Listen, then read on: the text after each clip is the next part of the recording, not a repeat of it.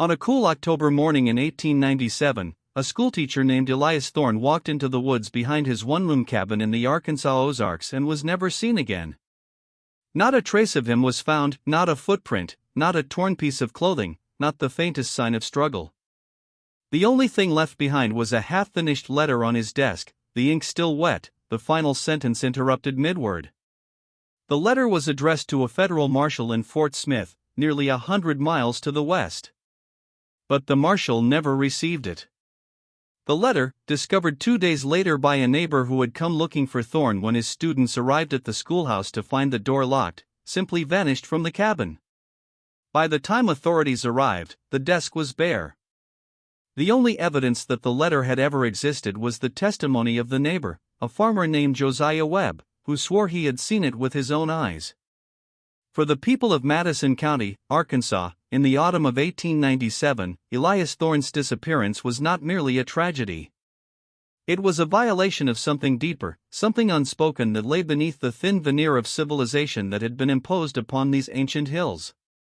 There was a sense, shared among the old-timers who had been born in these hollows and had never left, that the mountains had taken him. That the Ozarks, in their silent and implacable way, had reached out and claimed one of their own. The official investigation, what little there was of it, quickly concluded that Thorne had simply wandered off and gotten lost, perhaps fallen into one of the deep sinkholes that pockmarked the region. The sheriff, a man named Harlan Phelps, declared the case closed within a week. But the people knew better. They knew the mountains. They knew that a man who had spent 22 years traversing those ridges, who knew every game trail and creek bed within a day's walk, did not simply get lost. Something else had happened. Something that the authorities, with their tidy little theories and their eagerness to move on, were unwilling or perhaps unable to confront. The truth, as it always does in these forgotten places, lay buried not in the soil of the hills, but in the tangled history of the territory itself. It was a history of blood, of displacement, of secrets that were never meant to be unearthed. And at its center was a man named Elias Thorne. To understand the mystery of what happened in the Ozarks in 1897, one must first understand the world that Elias Thorne inhabited. It was a world defined by contradiction, a region where the ancient and the modern collided in uneasy coexistence. The Arkansas Ozarks in the late 19th century were a place of startling isolation. The railroad, that great engine of progress that had tamed the prairies and connected the cities, had barely touched these hills. The first railway would not reach the county seat of Huntsville until 1903. Before that, the mountains were a world apart, accessible only by winding dirt roads and treacherous mountain passes that became impassable with the slightest rain. The people who lived in these hollows and valleys were a breed apart, shaped by centuries of hardship and the fierce independence that comes from surviving against impossible odds. They were the descendants of the Scots, Irish and English settlers who had pushed west in the generations before the Civil War, seeking land and freedom from the coastal aristocracy. They had carved their farms out of the unforgiving hillsides, raising corn and hogs and tobacco on the narrow strips of bottomland. They lived in cabins of rough-hewn logs, heated by stone fireplaces, and lit by tallow candles and the dim glow of firelight. To them, the distant world of Washington, D.C., or even Little Rock was a foreign country. Their loyalty was to their family, their community, and the land itself. There was also a darker side to this isolation. The Ozarks had always been a refuge for those who wished to escape the eyes of the law. After the Civil War, the region became a haven for deserters from both armies, for fugitive slaves who had fled south into the hills, and for a steady stream of outlaws and desperados who found the rugged terrain and the fierce independence of the inhabitants ideal for hiding. The federal government had little authority here. In the decades after the war, the U.S. Marshals Service, based out of Fort Smith, attempted to exert control over the lawless elements. The court in Fort Smith, presided over by the legendary hanging Judge Isaac C. Parker, became the instrument of federal justice in the Indian Territory to the west. But the Ozarks remained a law unto themselves, a place where justice was often personal, and where disputes were settled not in courtrooms but with the blade of a knife or the barrel of a gun. The economy of the region was equally treacherous. The collapse of the post-war cotton market had devastated the Arkansas Delta, but the Ozarks had always relied on subsistence farming and the extraction of the region's natural resources. In the 1880s and 1890s, a new industry arrived: the timber companies. Men came from the east, from places like New York and Pennsylvania, with money and with modern machinery. They purchased vast tracts of land, often through dubious methods, and began to clear-cut the ancient forests that had stood for centuries. The rivers, once clear and teeming with fish, became choked with the silt and debris of logging operations. The hillsides, denuded of their trees, began to erode. The timber boom brought with it a new kind of settler, men who were not from the mountains, who did not share the deep connection that the old families felt to the land. These were outsiders who cared only for profit. They set up camps and hired local men to work as loggers. But the wages were low, and the conditions were brutal.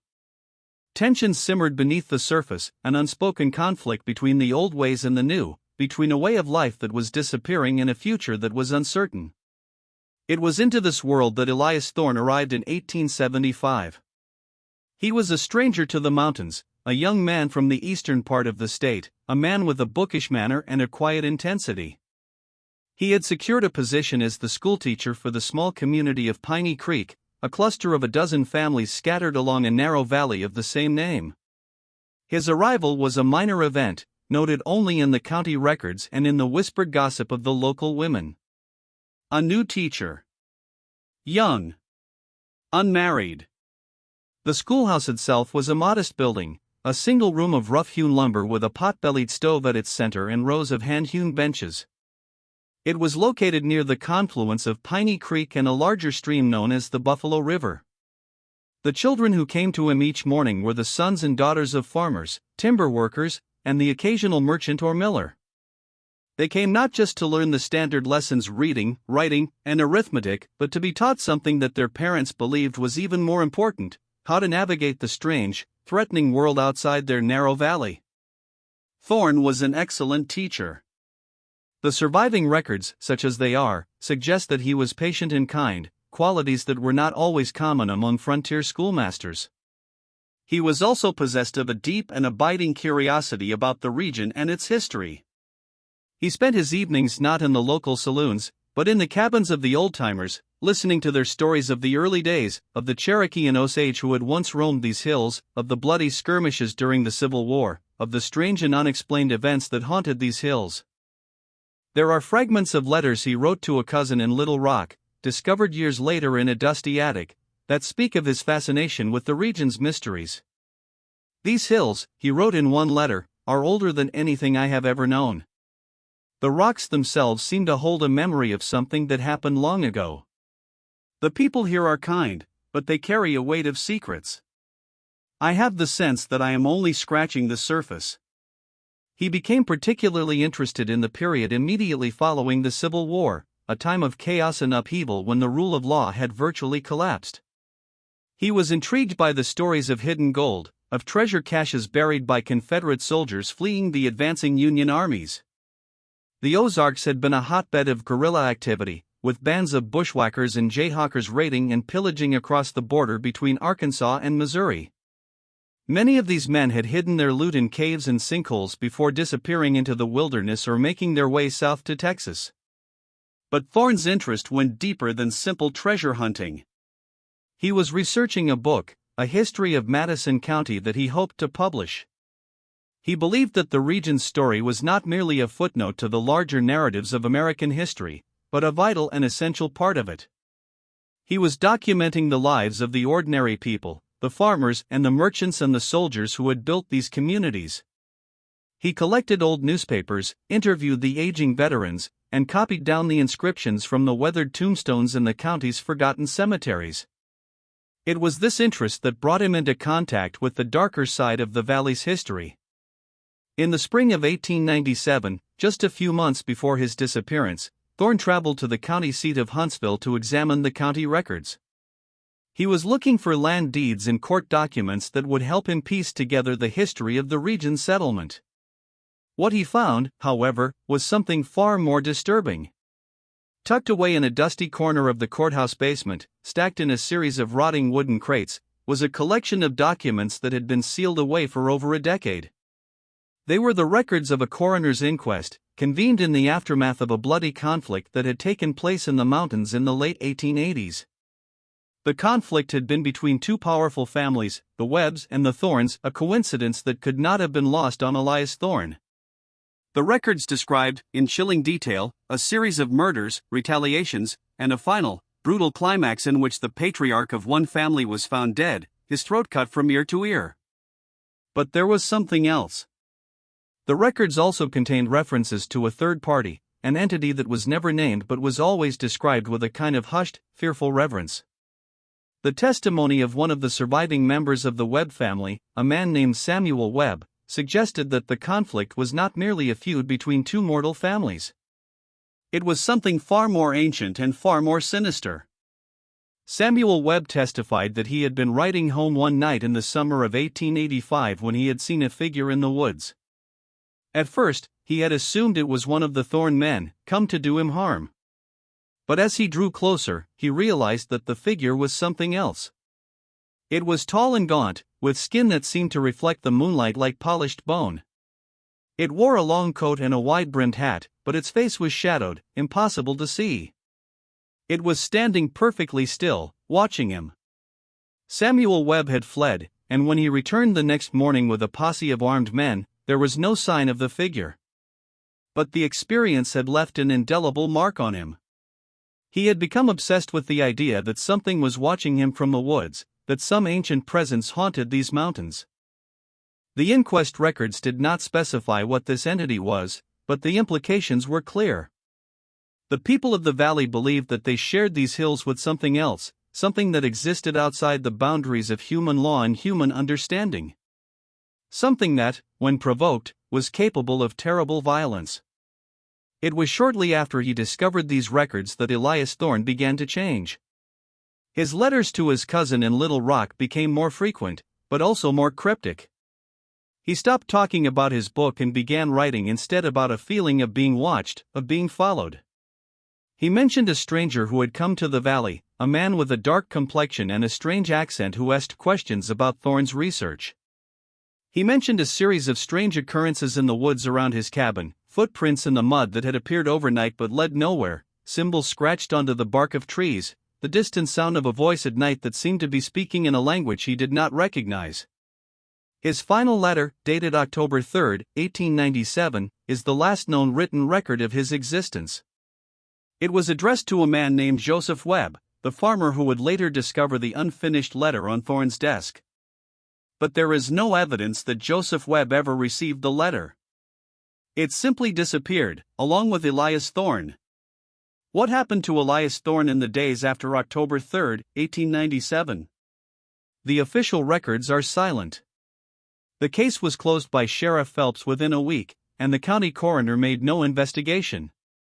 The state of Arkansas, apparently, did not care about a missing schoolteacher from a tiny community in the middle of nowhere. But the people of the valley did not forget. In the years following his disappearance, a story began to circulate. It was a story that had its roots in the ancient legends of the region, in the stories that the old-timers had told and the clues that Thorne had uncovered in his research. It was a story that grew with each telling, its details becoming more elaborate and more specific. The story connected Thorne's disappearance to a much older crime.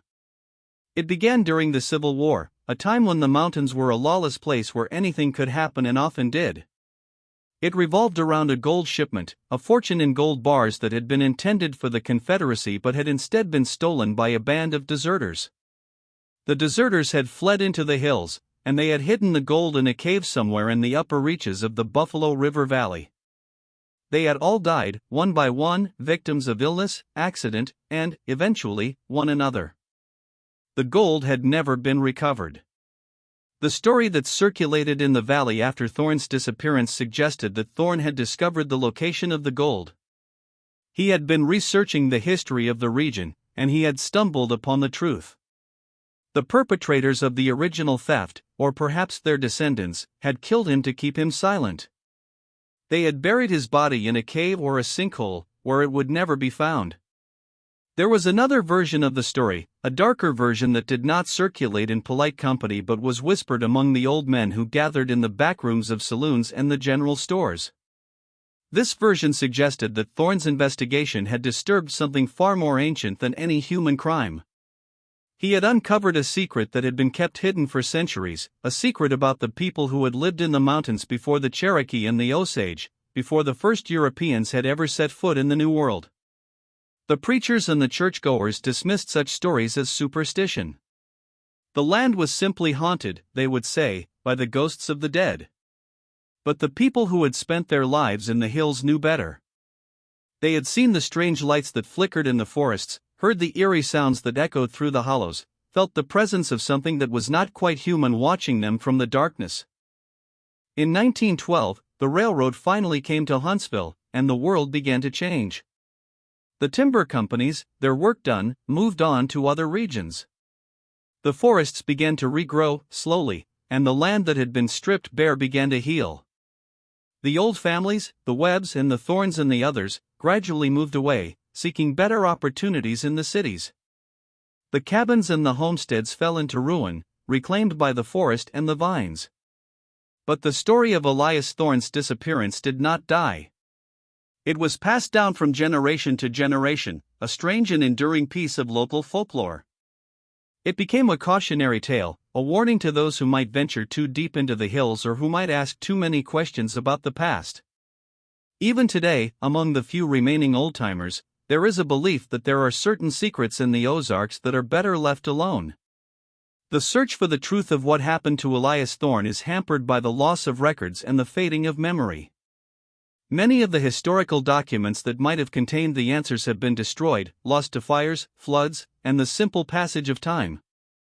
The courthouse in Huntsville burned down in 1923, destroying most of the county's early records. The personal correspondence of Elias Thorne, those letters he wrote to his cousin in Little Rock, have been scattered. A handful survive, but they provide only fragments of the story. There is also the matter of the evidence. There is no body. There is no known grave. There are no written confessions. The physical evidence of what happened in the autumn of 1897 has long since been consumed by the forest, scattered by the wind and the rain. Yet the mystery persists. It persists because of the strange circumstances of the disappearance. It persists because of the testimony of Josiah Webb, who saw the unfinished letter on Thorne's desk. It persists because of the other witnesses, those who saw the stranger with the dark complexion, those who heard the strange sounds in the night. And it persists because of the many other disappearances that have occurred in the region over the years. The Ozarks, it turns out, have a long history of people vanishing without a trace. There are stories of prospectors who went looking for gold and never returned, of hunters who were lost in the wilderness, of travelers who simply disappeared from the face of the earth. Some of these vanishings can be explained by accidents, by the hazards of the terrain. But others, like the disappearance of Elias Thorne, defy easy explanation. In 1954, a group of hikers discovered a cave in a remote part of the upper Buffalo River Valley. The cave had been sealed by a rockslide, but the hikers managed to clear an opening. Inside, they found evidence of human habitation, the remains of a fire, a few rusted tools, and a collection of bones scattered across the floor. The bones, when examined by a forensic anthropologist, were determined to be human. They appeared to be at least 50 years old, possibly older. The hikers contacted the authorities, but no investigation was ever made. The cave was on private property, and the landowners refused to allow any further excavation. The bones were reburied, and the cave was sealed again. The hikers' discovery sparked a brief resurgence of interest in the story of Elias Thorne. A few local historians and amateur archaeologists began to research the matter, but they quickly encountered resistance. The old families, those who still lived in the area, were unwilling to talk. The landowners were hostile to any investigation. The story, it seemed, was something that the people of the valley did not want to discuss. The question of what happened to Elias Thorne remains unanswered. But the mystery itself has become a kind of identity for the region. It is a reminder of the strangeness of the Ozarks, the sense that these hills are a place where the rules of the outside world do not always apply. It is a reminder of the hidden history of the region, a history that has been deliberately obscured and forgotten. In the final analysis, the disappearance of Elias Thorne is more than just a historical curiosity. It is a symbol of something deeper, a reflection of the struggle between the forces of progress and the forces of tradition, between the desire for knowledge and the fear of the unknown. It is a story about what happens when we push too hard against the boundaries of our understanding. The woods of the Ozarks are dense, and they are old. They have seen many things. They have seen the rise and fall of civilizations, the passage of armies, the birth of a new nation. And they have seen the quiet, unremarked disappearance of a man who asked too many questions. On the 100th anniversary of Thorne's disappearance in 1997, a group of his descendants gathered at the site of the old schoolhouse. They came to pay tribute to a man they never knew, to a story that had been passed down through generations. They built a small memorial, a simple stone marker engraved with his name and the date of his disappearance. But the marker did not satisfy them. They wanted to know what had happened. They had hired a private investigator, a former FBI agent named Paul Cunningham, who had spent the better part of a year looking into the case. Cunningham had been unable to reach a definitive conclusion, but he had uncovered some intriguing details. He had found a diary, written by a man named John Martin, who had served as a deputy sheriff in Madison County in the 1890s. The diary, which had been in the possession of Martin's descendants, contained a brief entry dated October 7, 1897, 4 days after Thorne's disappearance. The entry described a conversation that Martin had had with Sheriff Phelps. Martin had asked Phelps what he thought had happened to Thorne. Phelps had replied, cryptically, that some things are better left buried. Cunningham had also discovered that the stranger with the dark complexion, the man who had asked questions about Thorne's research, had been staying at a boarding house in the town of Jasper. The owner of the boarding house, a woman named Elizabeth Parsons, had remembered him well. He had been a strange man, she said, with a foreign accent and a habit of wandering around the countryside at night. She had asked him about his business, and he had told her that he was a land speculator, looking to purchase timber rights. But she had not believed him. There was something about him that made her uneasy. The man had left the boarding house on the morning of October 4, 1897, the day after Thorne's disappearance. He had disappeared into the woods and never been seen again. What is the truth of the matter? There are many theories, each with its own adherents and its own evidence. The most conventional theory is that Thorne was murdered by someone who wanted the gold he had discovered. The gold was never found, but its existence has been a persistent rumor in the region for over a century. There have been countless expeditions, countless attempts to locate the lost treasure. They have all failed, but the myth of the gold endures. Another theory holds that Thorne was not murdered at all, but that he was abducted. The stranger with the dark complexion, some believe, was part of a larger conspiracy, a group with interests in the region that Thorne's research had threatened. This group, whatever it was, killed Thorne and disposed of his body in a way that ensured he would never be found. But who could they have been? Timber barons? Politicians? Some shadowy entity that history has since forgotten? And then there is the strangest theory of all, the one that the people of the valley have whispered to themselves for generations. It holds that Elias Thorne was not killed by any human agency. He was taken by the land itself, consumed by a force far older than any civilization. According to this view, Thorne had disturbed something that should not have been disturbed, and he was punished for his transgression.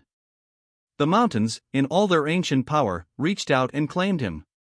He is still out there, some believe, wandering the hills in a state of perpetual twilight, forever looking for a way back to the world he once knew. The story of Elias Thorne has been told and retold many times. It has been the subject of local legends, the inspiration for songs and poems. In 1982, a novelist named Robert Blackwell used it as the basis for a book called The Hollow, which tells the story of a schoolteacher who disappears in the mountains of Kentucky.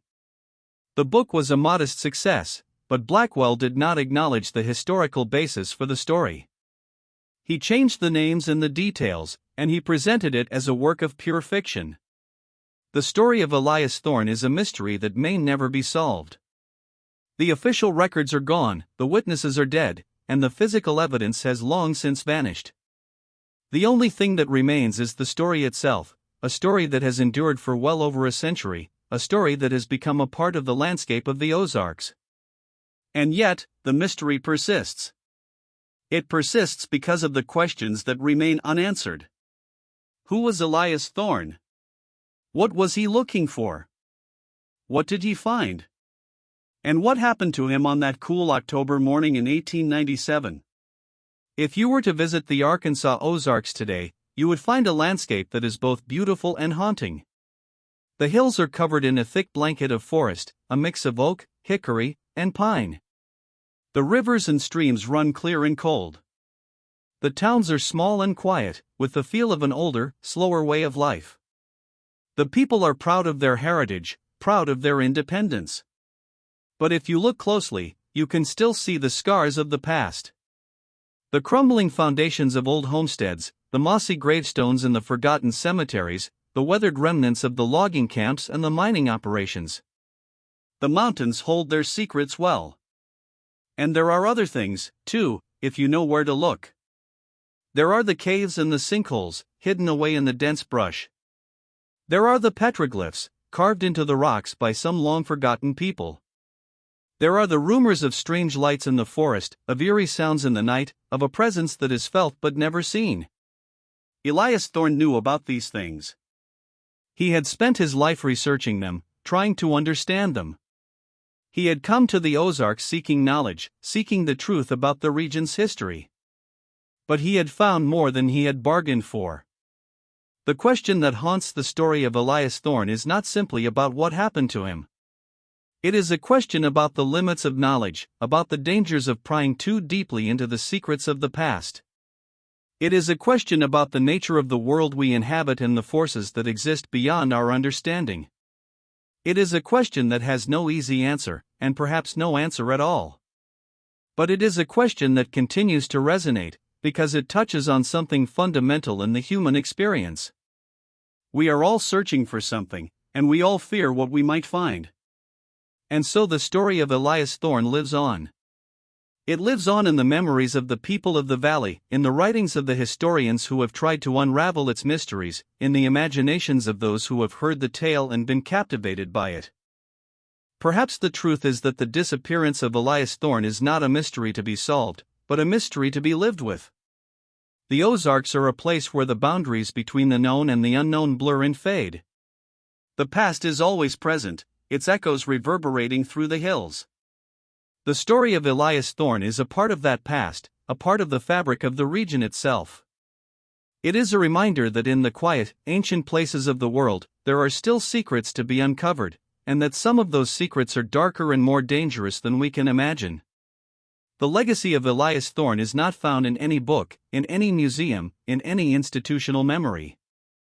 His legacy is the silence itself, the unspoken acknowledgement that there are places where the world thins, where the barrier between what is known and what is imagined becomes porous. It is the legacy of that chill, that sudden awareness of eyes upon your back when you are alone in a deep hollow, that inexplicable sense that you have stumbled into a story whose ending was written long before you were born. The mountains have a way of keeping their own counsel.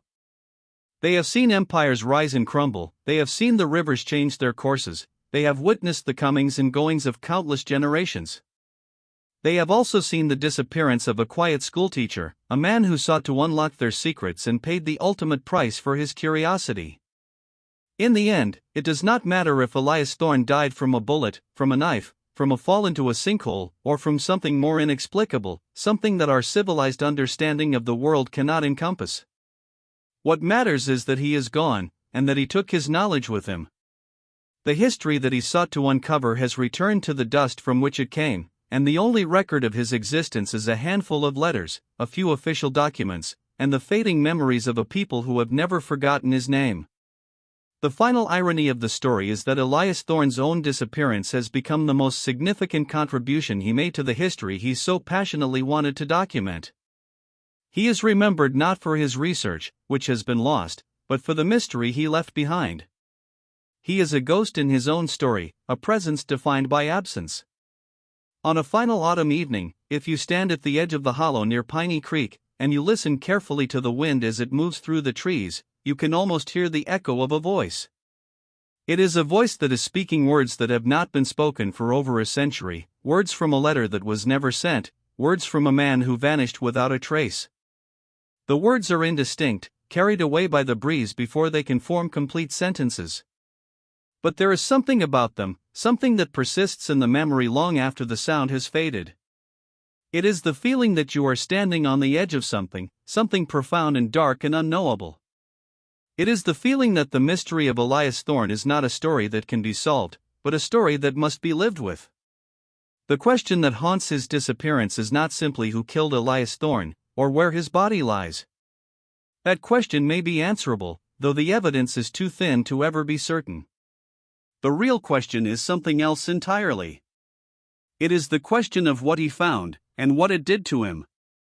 It is the question of what the mountains took from him, and what they kept for themselves. And it is the question, perhaps the most haunting of all, of whether Elias Thorne is still out there, somewhere, wandering the dark and tangled woods, searching for a way home. In the Ozarks, the line between the living and the dead is never quite as clear as we would like to believe. That is the true legacy of Elias Thorne, and that is the mystery that will never be laid to rest.